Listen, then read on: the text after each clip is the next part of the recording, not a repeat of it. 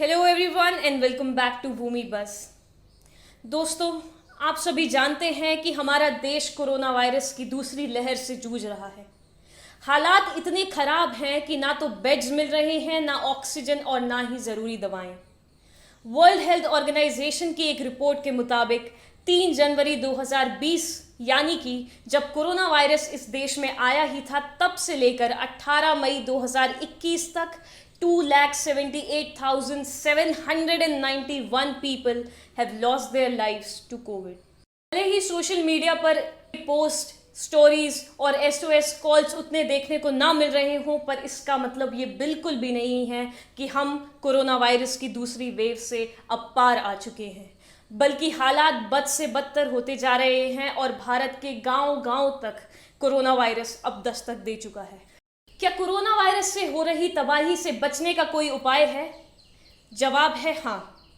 Doctors का मानना है कि वैक्सीनेशन कोरोना वायरस के प्रकोप को काफ़ी हद तक काबू में कर सकता है, तो हमें वैक्सीनेशन करवाने की बहुत ज़्यादा आवश्यकता है। और यदि आपने अभी तक वैक्सीनेशन का एक भी डोज नहीं लिया है, तो मेरी आपसे दरख्वास्त है कि वैक्सीनेशन जल्द से जल्द करवाएं। आइए बात करते हैं भारत में लगाई जाने वाली अलग अलग वैक्सीन्स की। सबसे पहले आती है Hyderabad based pharmaceutical company Bharat biotech और ICMR द्वारा बनाई गई कोवैक्सीन। आखिर कोवैक्सीन के काम करने का तरीका क्या है? कोवैक्सीन एक इनएक्टिवेटेड वैक्सीन है।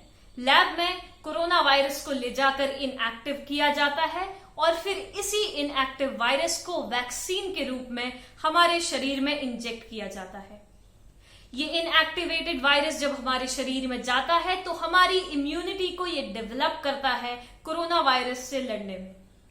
दूसरी वैक्सीन है एस्ट्राजेनेका की कोविशील्ड, जिसे आदर पूनावाला की serum institute of India Bharat में बनाने का काम कर रही है। आखिर इस कोविशील्ड के काम करने का क्या तरीका है? दोस्तों, ये एक वायरल वेक्टर वैक्सीन है। चिंपैंजी एडिनोवायरस कुछ नहीं बल्कि एक ग्रुप ऑफ वायरसेस है जो हम इंसानों में सर्दी, खांसी, जुकाम, बुखार जैसी बीमारियों को पैदा करता है। इस एडिनोवायरस को चिंपैंजी से लिया जाता है, फिर इसका जेनेटिक कोड बदला जाता है SARS-CoV-2 से। SARS-CoV-2 कोरोना वायरस को पैदा करने का काम करता है। इस चिंपैंजी एडिनोवायरस का जेनेटिक कोड अब SARS-CoV-2 से बदला गया है और फिर इसे ही हमारे शरीर में वैक्सीन के रूप में इंजेक्ट किया जाता है। ये हमारे शरीर में इम्यूनिटी डेवलप करती है और इम्यून रिस्पॉन्स को बढ़ाती है कोरोना वायरस से लड़ने के लिए। रूस से आई स्पुतनिक 5 भी एक वायरल वेक्टर वैक्सीन है। वायरल वेक्टर को अगर हम आसान शब्दों में समझें तो वेक्टर का मतलब है transmission from one body to another. यहां पर चिंपैंजी एडिनोवायरस का ट्रांसमिशन हमारे शरीर में किया जा रहा है हमारी मारक क्षमता को बढ़ाने के लिए। इसके अलावा फाइजर और मॉडर्ना जैसी वैक्सीन्स भी हैं जिनका उपयोग अभी भारत में नहीं किया जा रहा है।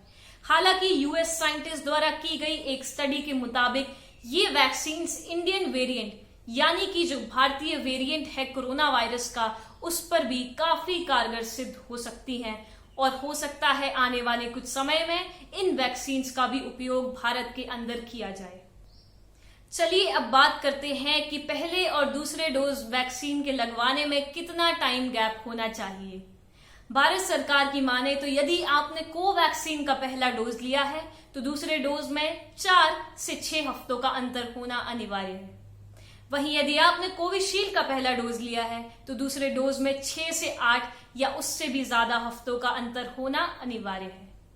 हाल ही में भारत सरकार ने इस गैप को बढ़ाकर 12 हफ्तों तक भी कर दिया है, क्योंकि डॉक्टर्स का ऐसा मानना है कि पहले और दूसरे डोज के बीच में जितना अंतर होगा वैक्सीन उतनी ही कारगर सिद्ध हो सकती है।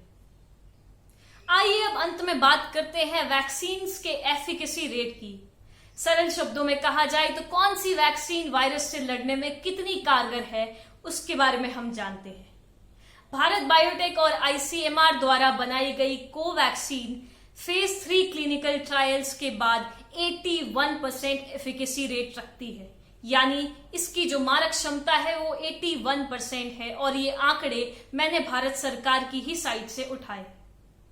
अब हम बात करें कोविशील्ड की तो इसका एफिकेसी रेट है 70.2%, लेकिन डॉक्टर्स के अनुसार यदि पहले और दूसरे डोज के बीच में ज्यादा अंतर रखा जाएगा तो एफिकेसी रेट और भी ज्यादा बढ़ता जाएगा।